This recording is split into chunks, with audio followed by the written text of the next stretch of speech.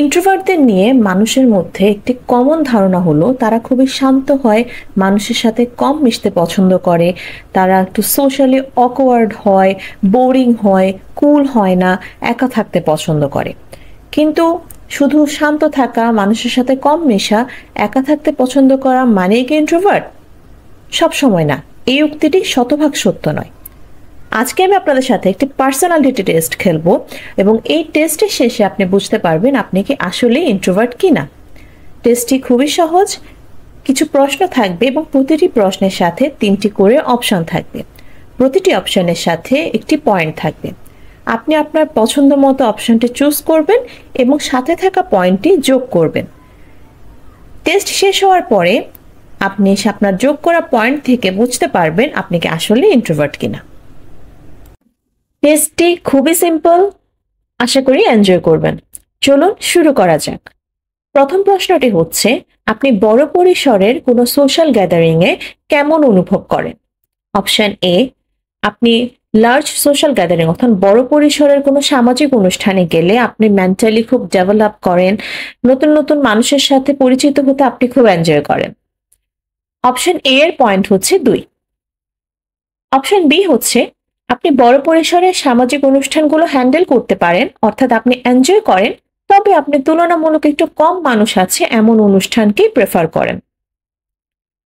Option B এর point হচ্ছে 1। আর option C হচ্ছে, আপনি বড় পরিসরের সোশ্যাল গ্যাদারিং গুলোতে খুব বেশি আনকমফোর্টেবল ফিল করেন এবং যথাসম্ভব চেষ্টা করেন এই ধরনের অনুষ্ঠানগুলোকে অ্যাভয়েড করতে। অপশন সি এর পয়েন্ট হচ্ছে 0। আপনার সাথে যে অপশনটি মিলে যাচ্ছে সেই অপশনের পয়েন্টটি যোগ করতে কিন্তু ভুলবেন না। পরবর্তী প্রশ্নটি হচ্ছে, আপনি আপনার ছুটির দিনগুলো সাধারণত কিভাবে কাটাতে পছন্দ করেন? অপশন এ, আপনি আপনার বন্ধু বান্ধবদের সাথে একটি প্ল্যান করেন, বাইরে ঘুরে আসার জন্য বিভিন্ন সোশ্যাল ইভেন্টগুলোতে অ্যাটেন্ড করেন। অপশন বি হচ্ছে, আপনি কিছু টাইম একা কাটাতে চান, আবার কিছু টাইম বন্ধু বান্ধবদের সাথেও কাটাতে চান।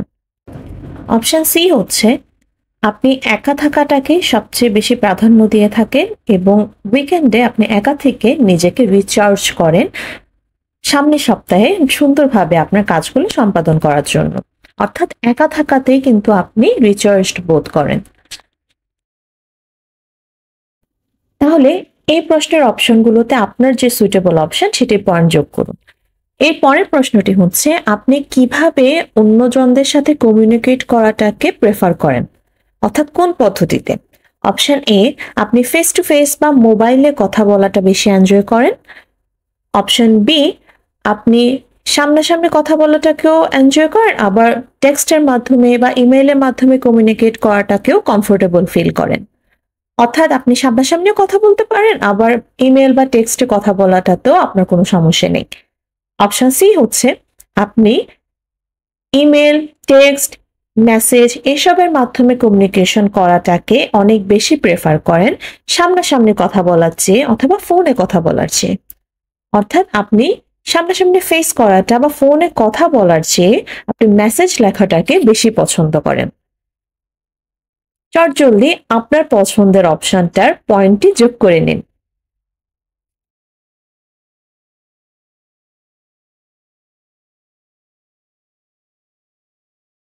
এরপর আসি পরবর্তী প্রশ্নে। আপনার ছোটখাটো আলাপ করতে অর্থাৎ স্মল টক করতে কেমন লাগে? অপশন এ, আপনি স্মল টক করতে খুব বেশি পছন্দ করেন এবং যে কোনো জায়গায় আপনি কোনো একটা কনভারসেশন বা কথাবার্তা শুরু করতে খুব পছন্দ করেন। আর স্মল টক অর্থাৎ ছোটখাটো কোনো কথা দিয়ে কিন্তু কোনো কনভারসেশন শুরু করতে অনেক ইজি হয়।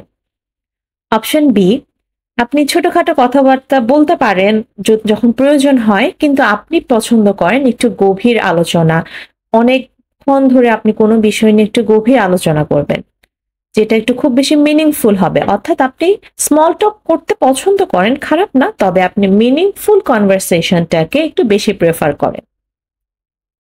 অপশন সি হচ্ছে, এই ছোটখাটো কথাবার্তা আপনার এনার্জিটাকে খুব বেশি কমিয়ে আনে। আপনি পছন্দ করেন খুব বেশি মহত্বপূর্ণ ডিপ কথাবার্তা, যে আপনি অনেকক্ষণ ধরে কথা বলবেন একটি বিষয়ে এবং অনেক বেশি মিনিংফুল হবে কথা। স্মল টক আপনি খুব বেশি পছন্দ করেন না।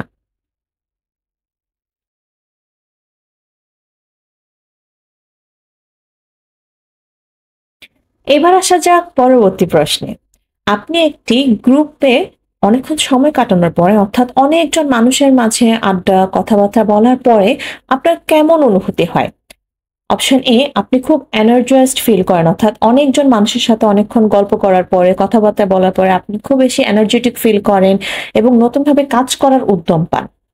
অপশন বি, আপনার ভালো লাগে শান্তি লাগে তবে কিছু সময় যাওয়ার পর আপনার একটু ক্লান্ত লাগে বা একটু ডাউন মনে হয়, ড্রেইনড মনে হয় যে আপনার অনেক এনার্জি লস হয়ে গিয়েছে। আর এক্ষেত্রে আমি এনার্জি বলতে ফিজিক্যাল এনার্জি বলছি না, মেন্টাল এনার্জি বলছি যে একটু ক্লান্ত লাগে। অপশন সি হচ্ছে আপনার খুব বেশি এক্সস্টেড লাগে এবং এরপর আপনার কিছু সময় একা থাকার প্রয়োজন হয় পুনরায় রিচার্জড ফিল করার জন্য। পরবর্তী প্রশ্ন আসার আগে চটজলদি পয়েন্টগুলো যোগ করে নিন। আচ্ছা, পরবর্তী প্রশ্নটি হচ্ছে আপনি কোন ধরনের অ্যাক্টিভিটিকে প্রেফার করেন? এক, অর্থাৎ অপশন এ, সোশ্যাল অ্যাক্টিভিটি যেমন আপনি পার্টি করা, টিম স্পোর্টস যেমন ক্রিকেট ফুটবল বা সবাই মিলে ঘুরতে যাওয়াকে অনেক বেশি পছন্দ করেন। অপশন বি হচ্ছে আপনি সোশ্যাল অ্যাক্টিভিটি গুলো পছন্দ করেন তবে আপনি বাসায় থাকা, একটু মুভি দেখা, অল্প কিছু ফ্রেন্ডস নিয়ে খেতে যাওয়া বা একা একা সময় কাটানো, বই পড়া এই ধরনের অভ্যাসকেও খুব বেশি প্রেফার করেন অর্থাৎ আপনি দোনোটাই এনজয় করেন। আর অপশন সি হচ্ছে আপনি একা একা সময় কাটানো বা খুব শান্তশিষ্ট অ্যাক্টিভিটি গুলো পছন্দ করেন যেমন বই পড়া, একটু লেখালেখি করা, একা একা একটু ঘুরে আসা, বাগান করা, এই সমস্ত অ্যাক্টিভিটি অর্থাৎ অনেক বেশি মানুষ থাকে, অনেক বেশি মানুষের সংশ্লিষ্টতা থাকে, এই ধরনের অ্যাক্টিভিটি আপনি খুব কম পছন্দ করে থাকেন।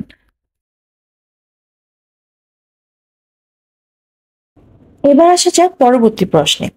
আপনার কাছে যদি হঠাৎ করে কোনো সোশ্যাল ইনভিটেশন আছে অর্থাৎ বিয়ের দাওয়াত বা কেউ ফোন দিয়ে বলল চল ঘুরতে যাই বা এই প্রোগ্রাম আছে চল যাই, আপনার কেমন বোধ হয়? অপশন এ, আপনি খুব এক্সাইটেড থাকেন এবং আপনি অবশ্যই অবশ্যই তাদের দাওয়াতটা অ্যাকসেপ্ট করেন এন্ড খুশি থাকেন যে আপনি খুব এনজয় করবেন। অপশন বি হচ্ছে আপনার হয়তো একটু হেজিটেট ফিল হতে পারে কিন্তু আপনি চান যে আপনি গিয়ে দেখুন আপনার প্রোগ্রামটা কেমন হচ্ছে বা অর্থাৎ আপনি অ্যাটেন্ড করতে চান, একটু হয়তো ইতস্তত লাগে তবে আপনি অ্যাটেন্ড করতে চান।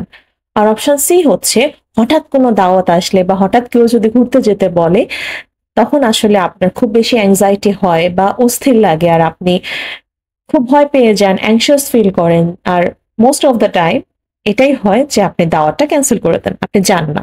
আর সেই দাওয়াত ক্যান্সেল করার আগ পর্যন্ত কিন্তু আপনার অশান্তি লাগতে থাকে, অ্যাংজাইটি ফিল হতে থাকে। দাওয়াতটা ক্যান্সেল করে দিলে আপনি একটু খারাপ লাগলেও আপনি বেশিরভাগই শান্তি অনুভব করেন যে মানুষের সাথে আপনার ইন্টারাকশন করতে হচ্ছে না। এবার আসা যাক আজকের টেস্টের সর্বশেষ প্রশ্নে। আপনি একটি গ্রুপ সেটিং অর্থাৎ অনেকগুলো লোক মিলে কাজ করার ব্যাপারে কেমন ফিল করেন? অর্থাৎ অনেকগুলো মানুষ একসাথে কাজ করছে আপনার অফিসে বা কোনো প্রজেক্টে বা যে কোনো কাজে আপনি কেমন ফিল করেন? অপশন এ, আপনি অনেক মানুষের সাথে কোলাবোরেট করতে খুব এনজয় করেন এবং এটিতে আপনি একটি উদ্যম পান, উদ্দীপনা পান কাজটা ভালোভাবে করতে। অপশন বি হচ্ছে আপনি যে কোনো গ্রুপে কাজ ভালো করতে পারেন তবে আপনি একা একা কাজ করা অর্থাৎ ইন্ডিপেন্ডেন্টলি কাজ করাকেও প্রেফার করেন। আর অপশন সি হচ্ছে আপনি একা কাজ করাকে প্রেফার করেন এবং আপনি গ্রুপের অনেক মানুষের মাঝখানে যখন কাজ করতে যান সেটা আপনার জন্য অনেক বেশি ডিস্ট্র্যাক্টিং হয়। আপনি অন্যান্য মানুষের কথা, অন্যান্য মানুষের অ্যাক্টিভিটির কারণে আপনি ডিস্ট্র্যাক্টেড হয়ে যান এবং আপনি মনোযোগ দিয়ে কাজ করতে পারেন না। আমাদের টেস্ট শেষ, এবার রেজাল্ট টাইম। চটজলদি আপনাদের পয়েন্টগুলো যোগ করে নিন এবং আমি এখন কিছু লিস্ট দেব এবং আপনার পয়েন্ট অনুযায়ী আপনি বুঝবেন আপনি কি ইন্ট্রোভার্ট নাকি এক্সট্রোভার্ট নাকি ইন্ট্রোভার্ট এক্সট্রোভার্টের মাঝামাঝি। আপনার পয়েন্ট যদি 14 থেকে 16-র মধ্যে হয় তাহলে আপনি একজন এক্সট্রোভার্ট। আপনার পয়েন্ট যদি 8 থেকে 13-র মধ্যে হয় তাহলে আপনি এক্সট্রোভার্ট আর ইন্ট্রোভার্টের মাঝামাঝি অর্থাৎ আপনি একজন অ্যাম্বিভার্ট। আর আপনার পয়েন্ট যদি হয় 0 থেকে 7-এর মধ্যে তাহলে কিন্তু আপনি একজন ইন্ট্রোভার্ট।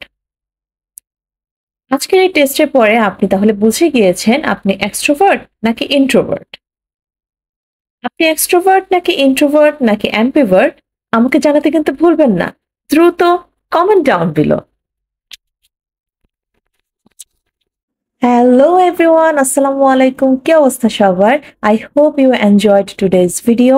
যদি ভিডিওটি ভালো লেগে থাকে প্লিজ লাইক করো, শেয়ার করবো এবং সাবস্ক্রাইব টু মাই চ্যানেল। দেখা হচ্ছে পরবর্তী ভিডিওতে অন্য কোনো টপিকে। Till then, take care, bye by.